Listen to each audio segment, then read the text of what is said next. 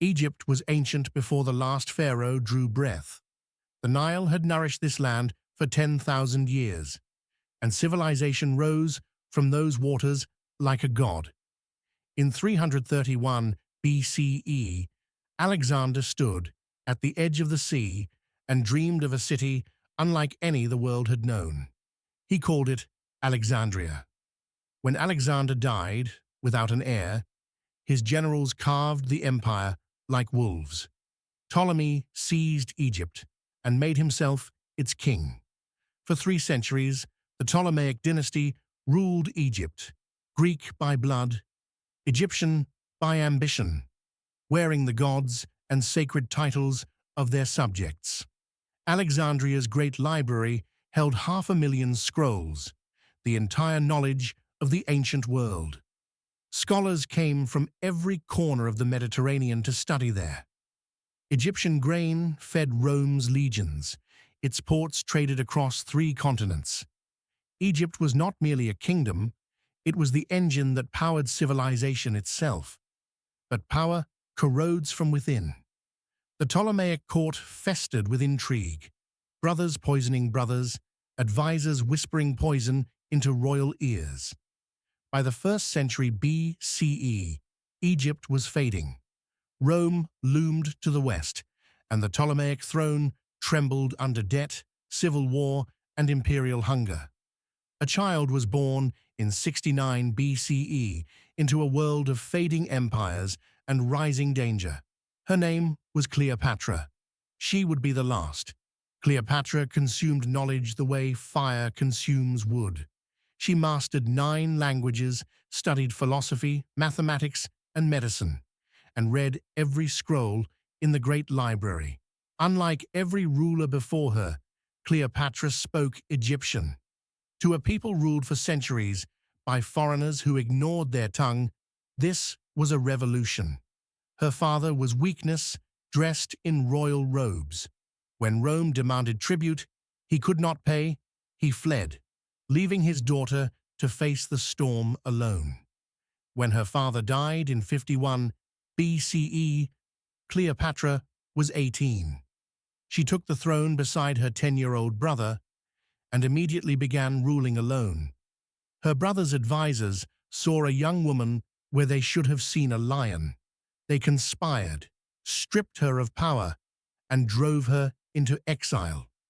Cleopatra fled into the desert with nothing but her name. There she gathered mercenaries, forged alliances, and built an army, a queen preparing to take back her throne. Then Julius Caesar arrived in Alexandria, chasing his rival Pompey. He found a civil war instead, and an opportunity he had not anticipated. She could not enter the palace without capture, so she smuggled herself inside a rolled carpet and was unrolled before the most powerful man in Rome. He was 52. She was 21. What passed between them that night, history can only imagine. But Caesar chose sides, and he chose hers. War erupted in Alexandria's streets. Ptolemy's forces surrounded the palace, trapping Caesar and Cleopatra inside. The fate of Egypt balanced on the edge of a blade. When Roman reinforcements broke the siege, Ptolemy XIII fled across the Nile in an overloaded boat. The river swallowed him whole. He was never found again. Cleopatra returned to the palace not as a fugitive, but as Egypt's undisputed queen. She had played the deadliest game on earth, and she had won. Together, they sailed the Nile on a golden barge, 400 ships behind them. For 2 months, they drifted through the heart of Egypt. In 47 BCE, Cleopatra had a son she named Ptolemy Caesar. The people called him Caesarion, Little Caesar, and he carried 2 worlds in his blood. Caesar's enemies forced him back to Rome. As his fleet disappeared over the horizon, Cleopatra watched, knowing the world was about to change. Cleopatra followed Caesar to Rome, living openly in his villa in her royal robes. Roman society was scandalized, fascinated, and utterly unable to look away. The Senate watched with narrowed eyes. Caesar was too powerful, and his Egyptian queen at his side felt like a threat to everything Rome held sacred. On the 15th of March, 44 BCE, senators surrounded Caesar and drove their daggers into him 23 times. Rome had murdered its own future. Her protector was dead, and her son's life was at risk. Cleopatra fled Rome in the night, sailing home to a kingdom that needed her more than ever. Caesar's death shattered Rome into factions. Octavian, Antony, and Lepidus carved the world into three. But three men cannot share one throne for long. Of Caesar's heirs, none burned brighter than Mark Antony, soldier, orator, lover of excess. Rome's most dangerous man had his eyes fixed on Egypt. In 41 BCE, Antony summoned Cleopatra to Tarsus, expecting to intimidate a client queen. He had absolutely no idea what was coming. Cleopatra arrived on a barge with purple sails and silver oars, dressed as Venus beneath a golden canopy. The crowds abandoned Antony to line the riverbanks and stare.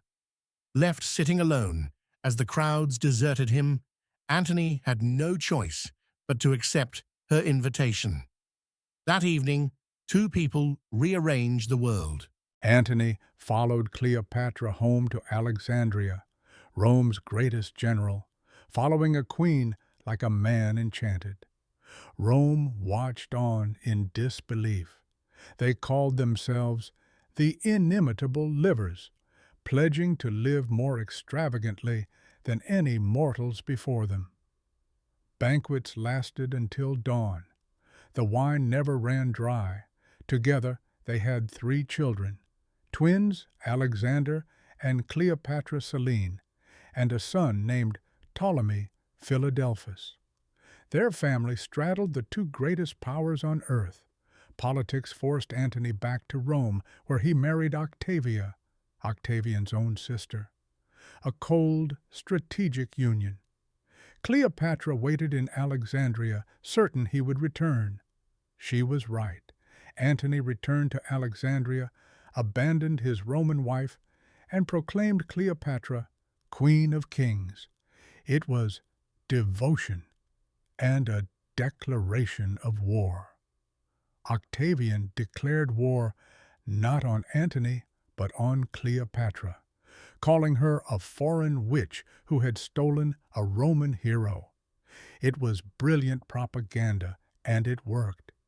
Antony and Cleopatra assembled 300 warships and 100,000 soldiers, with the gold of Egypt behind them, ready to fund a war for the world. Their warships stretched from horizon to horizon off the coast of Greece. Bronze prows caught the morning light. 2 civilizations were about to collide. On September 2nd, 31 BCE, the fleets met at Actium. The sea was calm. The fate of the ancient world hung in the silence before the first oar moved. Octavian's Admiral Agrippa had spent months preparing.